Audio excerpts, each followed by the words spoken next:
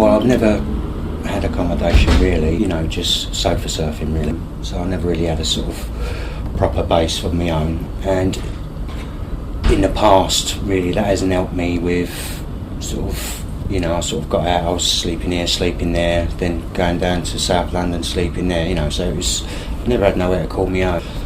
I was still not convinced that I wouldn't get out and not offend and go back to using drugs and stuff, so I knew I had to do something. So I spoke to a few support workers in the place, and they suggested that the RAT programme, what I wanted to do, I'd have to go to a BCAT. I went to Swaleside, and that's what I went there for, specifically to do the RAT. And it was the best decision I made, really. Learnt more about me and my offending, why I was doing it, and sort of, the insanity of getting out and expecting different results, but always ending up the same.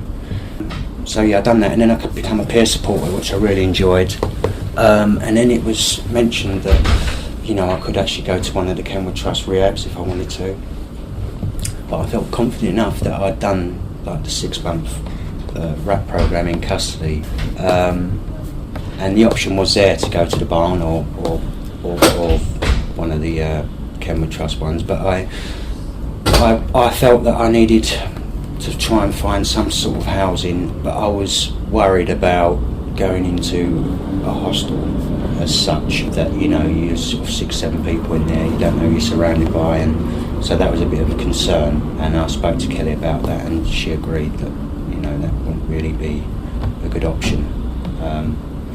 So she said that she would try and get something rolling, she'll make some inquiries and all that. So I was still sort of coming up to release, and I weren't quite sure what was happening really, because as you know, getting accommodation is really hard. And when I come out, it wasn't sorted straight away, but things were in the pipeline, and when I come and see Kelly later, she arranged an interview to go and see the Kenwood Trust, which was Karen and Michael. And I actually went to the IMM flat to have the interview.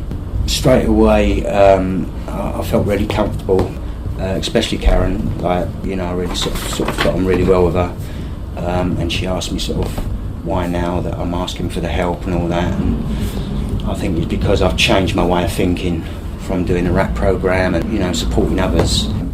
So yeah, and then she rang me later that day and said we're going to accept you, and I was over the moon, and I was moving in Monday. Sort of things were sort of falling into place, and I thought, the help is there, just never really accepted it or looked for it, or So yeah, and then I moved into the flat, and it's a really nice flat, as you know. But I weren't left to my own devices. I also had my other appointments and that I have to attend, obviously, so you're quite busy anyway.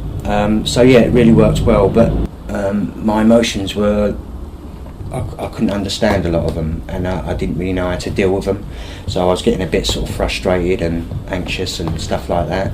So Karen stepped in and said, I think that, if you want, I can be your counsellor. And she believed in me, and for her believing in me, I didn't really believe in myself as much. I believed that I was wanting to be clean and I wanted to make a go of it, but things like emotions and really give me a lot of help, and she still does now. I'm still in touch with Karen. I know that if there's a problem, or if I feel that I can't deal with some sort of emotion that I'm feeling, or I can pick up the phone, or Karen will come and see me. I've been in and out of prison for 20 odd years, committing crimes and back in again and stuff. I think it comes at a point in someone's life where you have to want to stop, change your life. And that's a big part of it. I've never really wanted to stop before. Not so much the crime, but it was more of drugs that led to me committing crimes. So it goes hand in hand, doesn't it, really? But so I made a decision that I wanted to stop taking drugs. Making that decision and sticking by it, basically. I wanted to move to a new area. I thought to myself, I won't know no one. But further than this farm flat, I might not be sitting here now, I might be wanted now. I could have sort of slept on my mum's settee for a couple of weeks, but then I'd have been homeless, which just leads straight back down to one way. And it was nice to, I was hoovering and polishing, and it makes you believe in yourself, actually, this is what you want, and the more you're in there each day, the more you want it. Be sitting in the flat and it's raining outside, and I sort of sit here and think, I've actually got somewhere to live, and it's such a big thing. as well as that, I think like just knowing that I've got the support there, it sort of gives me confidence, keeps me sort of like where I want to be. Do you know what I mean? It's like I know that if I come across a problem, I haven't got to deal with it on my own. I can actually ask for some advice or a bit of help, or and at the end of it, I know that it'll resolve itself in one way or the other, but the right way. Do you know what I mean? I just keep pushing it aside, and then you let it build up, and then all of a sudden it's destructive thinking, and all of a sudden it can